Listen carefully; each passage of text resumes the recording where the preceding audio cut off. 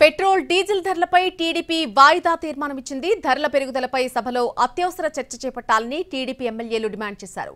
సభకు ప్లకార్డులతో వచ్చారు టీడీపీ ఎమ్మెల్యేలు.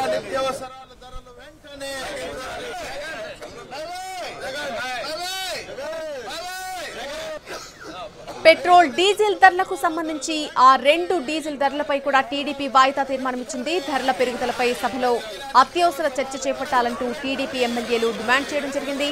సభకు టీడీపీ ఎమ్మెల్యేలంతా కూడా ప్లకార్డులతో వచ్చారు. వచ్చిన తర్వాత 1,80,000 కోట్ల రూపాయలు పెంచేశారు. భారతదేశంలో ఎక్కడా లేని విధంగా పెట్రోల్ డీజిల్ ధరలు అత్యధికంగా రాష్ట్రంలో పెట్టి గుంజుకుంటా ఉన్నాడు. 7,000 కోట్ల రూపాయలు ఉన్న మద్యం ఆదాయాన్ని 17,000 కోట్ల రూపాయలకి 18,000 కోట్ల రూపాయలు పెంచి దండుకుంటా ఉన్నాడు.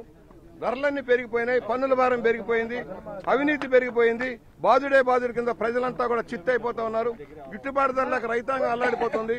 మధ్య దళారీ వ్యవస్థను పెంచి పోషించిన ఈ ప్రభుత్వం వల్ల ప్రజలు ఎక్కట్ల పాలవుతున్నారు. దానికి వ్యతిరేకంగా మేము